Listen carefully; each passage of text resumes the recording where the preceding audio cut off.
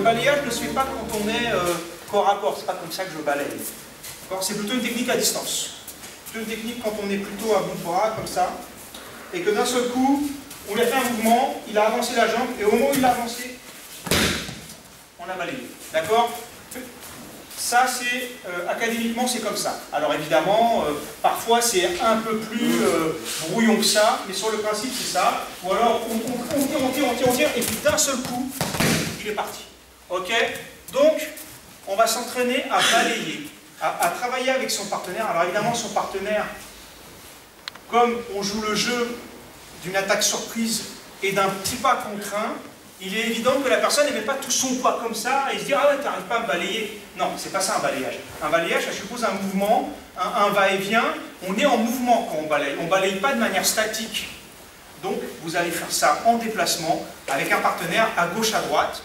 Et on va jouer le jeu. La personne qui va subir les attaques, elle va résister un peu à 50% pour donner à l'autre l'impression, le bon timing, le bon mouvement. Et puis après, évidemment, c'est une attaque surprise en combat. Ce n'est pas quelque chose qui est téléphoné à des kilomètres, ça ne marche pas sur quelqu'un de statique. Ou sur quelqu'un qui est campé comme ça sur ses atouts, on ne peut pas le balayer. Il faut qu'il y ait une jambe qui avance à un moment, et cette jambe-là va être balayée. D'accord? Vous avez bien compris les principes classiques, qui sont pas mal l'apanage du judo, mais pour lesquels on peut faire des petites variantes en sambo. Alors là, ça... il faut que tout le monde y passe un peu, puis comme c'est filmé, il faut que tout le monde soit sur la banque aussi, n'est-ce pas? Donc, bon, de manière très très classique, qu'est-ce que c'est un fauchage? On vient faucher une jambe, souvent la jambe la plus proche sur la jambe la plus proche, avec une, voilà, donc de manière académique. Là, je fais pas de faucher vraiment, mais je vais montrer le mouvement.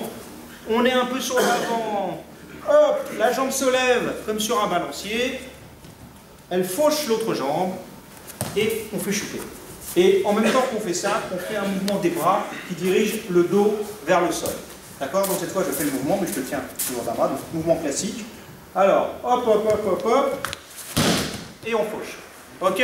Fauchage d'un côté, fauchage de l'autre côté, les deux jambes simultanément. D'accord? Donc, pour faucher les deux jambes, il est évident que c'est beaucoup plus pratique que les jambes soient rapprochées. Donc, soit elles sont rapprochées au début, soit vous vous approchez, vous tirez dessus pour qu'à un moment, les jambes, sur un mouvement, soient plus approchées. Et quand vous fauchez les deux jambes, vous fauchez de biais les deux jambes, entre le creux du genou et en descendant. Ok?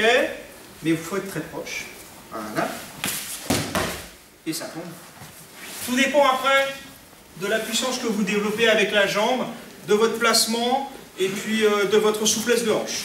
Donc je refais, il est évident qu'il faut avoir passé, il faut s'être avancé pour le faire. Si vous êtes trop loin ou pas assez près, eh bien vous n'arrivez pas à faire la technique. Il faut avoir vaincu la garde, avoir un peu outrepassé, vous équilibrez un peu sur lui, et quand vous passez le bon fauchage, vous êtes semi en déséquilibre, à tel point que parfois vous tombez avec parce que vous vous lancez, vous engagez le fauchage à fond. Donc je remonte, hein, donc on est comme ça. Voilà. Et normalement, il doit le sentir dans ses jambes derrière. Ok, à gauche. On va tenter de faucher la première jambe. Non, tu vas l'avancer, tu vas la mettre là-bas. Tu vas partir sur l'avant pour esquiver. Et on va reprendre pour faucher la deuxième. Ok? Tout ça, c'est très académique.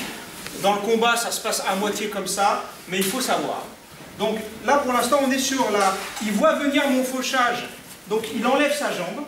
Donc celle-là, je ne peux plus la faucher, même à la limite, elle disparaît du champ de vision, ou alors j'ai fait, puis ça a arrivé, donc sa jambe elle est partie sur l'avant. Et donc voilà. Et là, il n'est pas tombé parce qu'il s'est repositionné. Et donc, je reprends et je fauche, donc je me rapproche, je fais un petit bond, et je fauche la deuxième. Ok? Vous avez bien compris le principe? Première, elle est partie. Deuxième. Comme on est obligé de se jeter un peu, c'est quasi sûr qu'on va tomber. Merci, c'est bon. Parce qu'on faisait un double fauchage, là, on va trouver... Il faut aménager l'espace pour nous faire fauchage intérieur. Donc on est face à face. Voilà. Et il a plutôt tendance à fermer ses jambes, et moi j'ai envie de les ouvrir. Donc qu'est-ce qu'on fait? Qu'est-ce qu'on fait pour les ouvrir? On ne va pas lui marcher dessus. On ne va pas lui donner des coups de pied. Par contre, on a le droit de venir ici et de faire un peu le ménage à l'intérieur. D'accord? Donc, à vous de voir comment vous le faites, mais en général, avant de passer une technique, et on va faire cet exercice, d'une jambe, vous allez écarter et de l'autre, vous allez faucher, fauchage intérieur.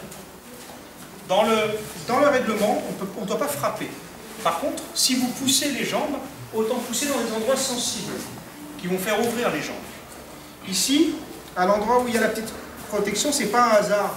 Parce qu'il y a un os qui s'appelle l'astragale, qui est assez douloureux. Quand on le tape sur une partie dure, on a très mal longtemps. Donc c'est un endroit sur lequel vous allez un peu taper comme ça. D'accord? Bizarrement, ça peut ouvrir les jambes. D'accord? Vous avez bien compris, on fait ça subtilement. Donc, en fait, qu'est-ce qu'on fait? Un mouvement comme ça, et un mouvement comme ça. Ok? Donc, on chasse, ok? Et c'est à gauche, à droite. Merci. À vous de jouer. Tranquille.